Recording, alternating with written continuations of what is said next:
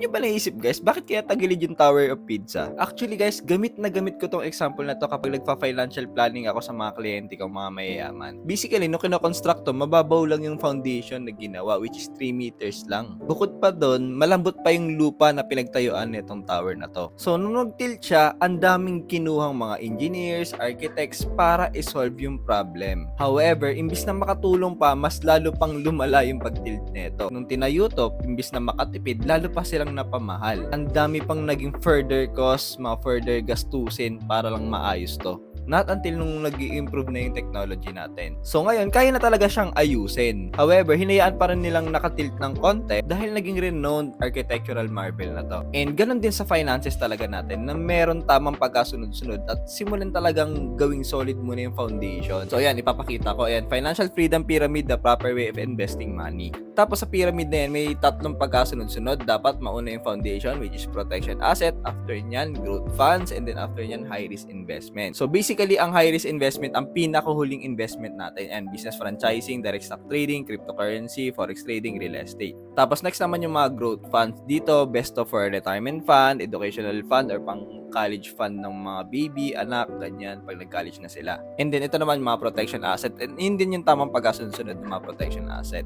And basically, ito, tinuturo ko to mga 30 minutes to 1 hour at marami pa talaga akong detalye na tinuturo dyan. So, kung interesado ako mag-financial planning tayo, click mo yung link sa may bio ko.